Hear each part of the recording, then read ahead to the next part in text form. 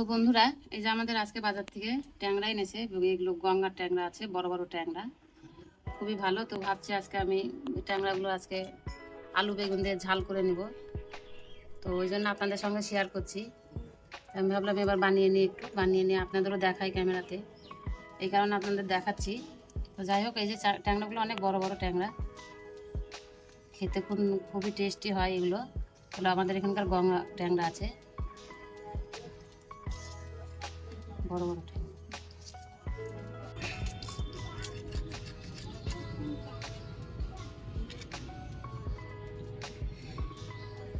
ট্যাংরাগুলো সাইজগুলো খুব বড় বড়। তো ট্যাংরাগুলো এগুলো গঙ্গা ট্যাংরা, তো খুবই টেস্টি, খেতেও ভালো লাগে। সবসময় পাওয়া যায় না, আজকে হঠাৎ পেয়ে গেছে আমাদের অনেক বড় বড় ট্যাংরা।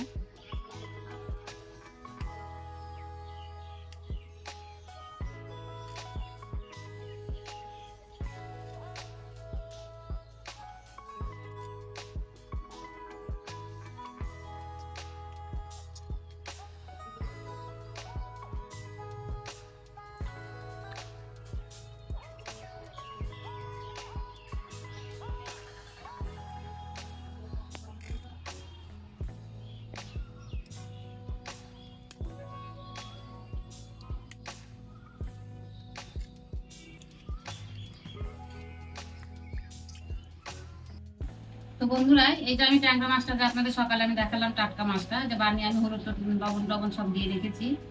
তো এই মাছটা আমি আজকে আলু বেগুন দিয়ে রান্না করব, একটু মাখা মাখা করে, খেতে খুব সুন্দর লাগবে। শুধু ঘরের মশলা দিয়ে, জিরা, আদা আর একটু লঙ্কা দেবো, কাঁচা লঙ্কা, একটু ধনিয়া দেবো, দিয়ে আপনাদের আমি করে দেখাচ্ছি। খেতে কত ভালো লাগবে আপনারা করে খেলে বুঝতে পারবেন। আর পুরো ভিডিওটা আমারও দেখবেন, দেখলে পরে আপনারা বুঝতে পারবেন যে কেমন করে রান্না করলে কত ভালো লাগবে খেতে। তো ট্যাংরা মাছের জন্য আমি এই যে সামান্য একটু ধনিয়া নিব, সব অল্প অল্প করে নিব আমি মশলা। একটু জিরা নিয়ে নিবো এখানটায়, আমি একসঙ্গে বেটে নিবো এটা।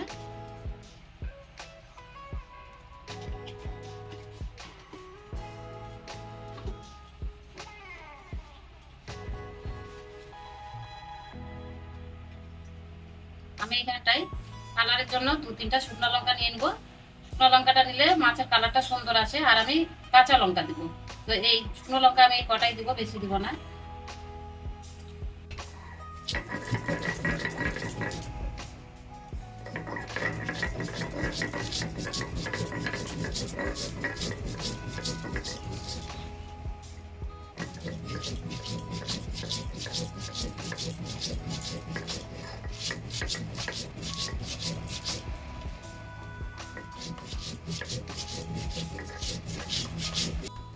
কড়াই বসানো হয়ে গেছে, এবার আমি তেলটা দিয়ে দিব।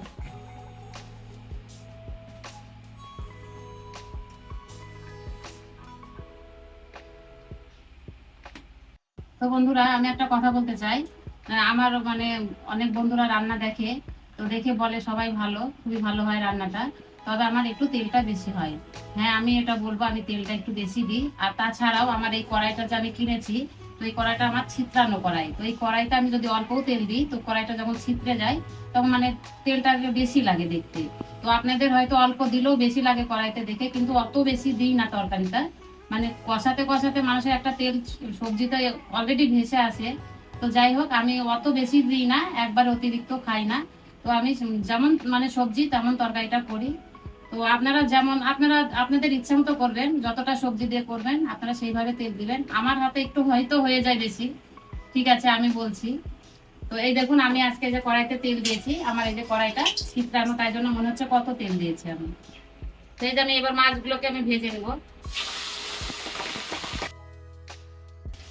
সেই যে আমার মাছগুলো ভাজা হয়ে গেছে, আমার মাছগুলো দিতে দিতে আজকে এই মাছগুলো খুবই ফুটছে, ফুটতে গায়ে আসছে শুধু। তো আমি ভালো করে এটা দেখাতে পারলাম না। ওই যে ভাজা হয়ে গেছে, এবার আমি উঠিয়ে নিচ্ছি।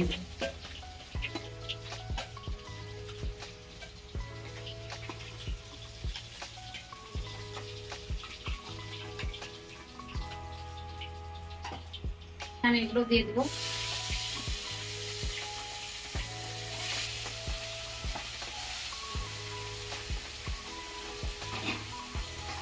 বাকি মাছগুলো ভাজা হয়ে গেছে, এবার আমি এগুলোকে উঠিয়ে নিই।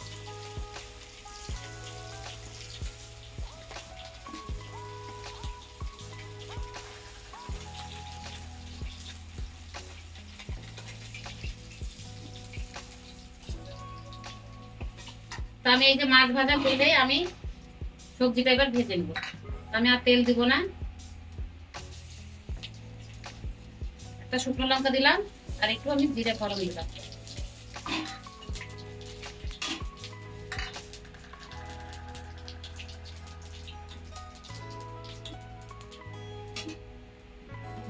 এবার দিয়ে দেবো আমি এখানে আলুটা।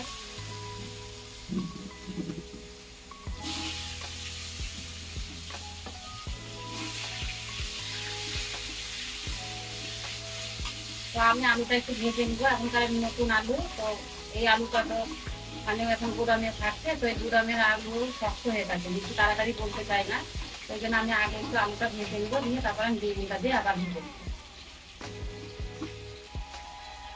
তো এই যে আলুটা আমি একটু লাল করে ভেজে নিয়েছি, এবার আমি একটা বেগুন দিয়ে দেবো।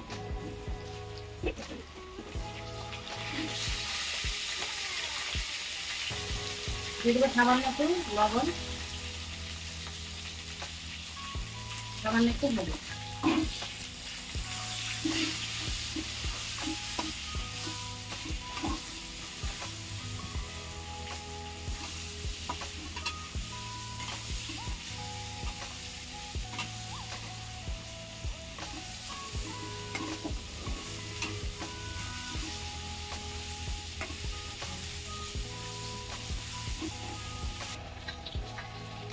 এই যে আবার জিরা ধনেটা আর শুকনো লঙ্কাটা বাটা হয়ে গেছে।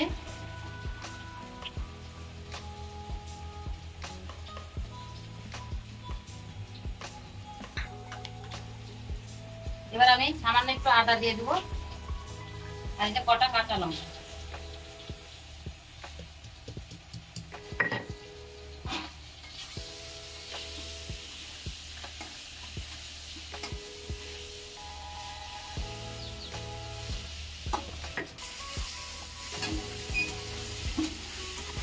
এই যে আমার বেগুনটা আর আলুটা ভাজা হয়ে গেছে, এবার আমি একটা টমেটো দিয়ে দেবো। এখানে একটাই টমেটো আছে, টমেটোর সঙ্গে আমি এবার মশলাটা কষাবো।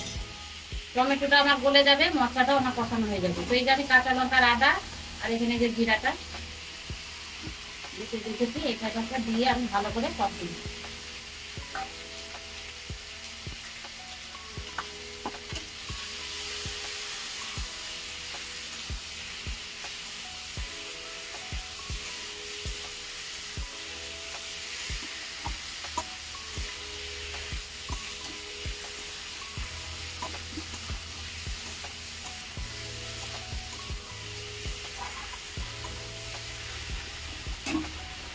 এবার আমি দিয়ে দেবো একটু সামান্য একটু জল।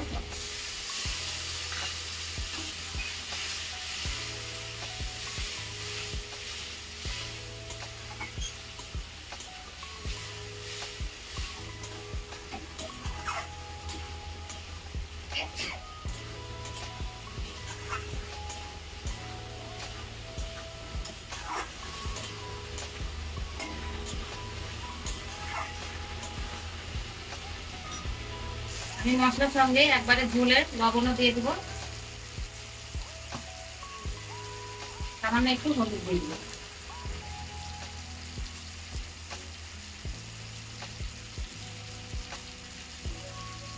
সামান্য একটু চিনি।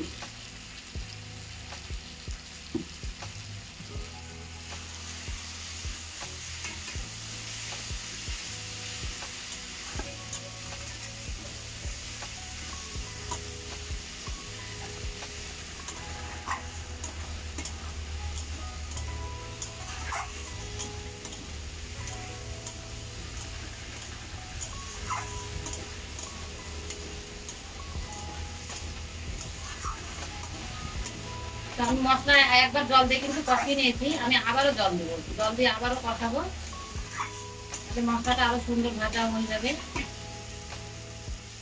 আমি আরেকটু জল দিয়ে করবো।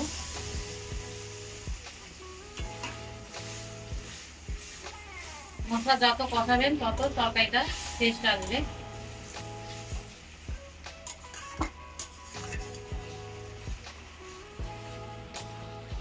তো বন্ধুরা, এই যে আমার মশলা কষানো হয়ে গেছে, এবার আমি জল দেবো।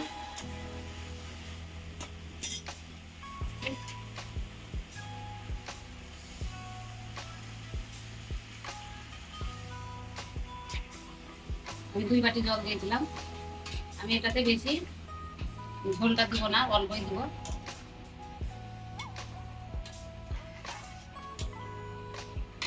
আর একটু দিয়ে দেবো আমি।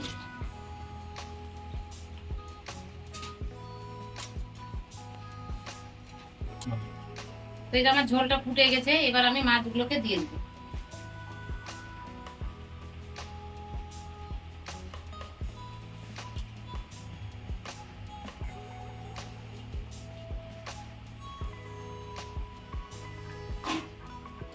আমি মাছটা দিয়ে দিলাম। আমি কিন্তু লবণ হলুদ সব দিয়ে দিয়েছি আগে, আমি আর কিছু দিব না। এবার আমি ঢাকা দিয়ে দেবো। ঢাকা দিয়ে এবার আমি সবজির সাথে একটু ফুটাবো, তাহলে মাছটা নরম হয়ে যাবে, খেতে ভালো লাগবে।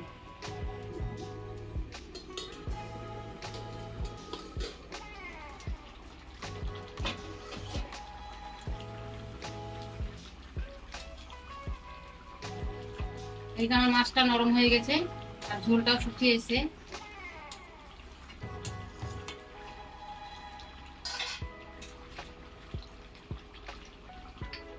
এবার নামানোর আগে আমি কোনো গরম মশলা দিব না, এটাতে আমি শুধু জিরা ভাজার একটু গুঁড়ো দিব। এটা গঙ্গার মাছ আছে, টেস্টটাই আলাদা, তো ওই জন্য গরম মশলা দিলে গরম মশলার একটা টেস্ট হয়ে যাবে। সেই জন্য আমি গরম মশলা দিব না, শুধু জিরা ভাজার গুঁড়ো আর একটা মশলার গুঁড়ো দিয়ে দিব আমি।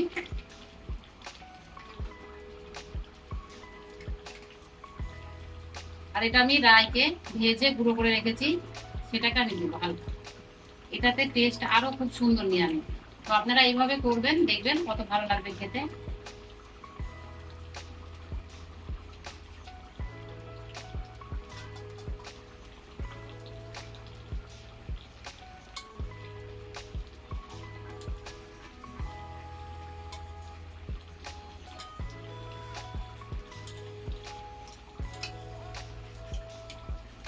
তো এই যে আমি ভাজা মশলাটা দিলাম, এবার এই মশলাটার জন্য আমি হালকা একটু ভেজে দিব, দিয়ে এবার নামিয়ে দেব।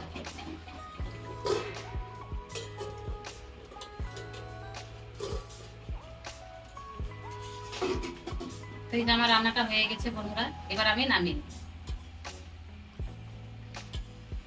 দেখুন ঘরের রান্না কত সুন্দর কালার হয়েছে।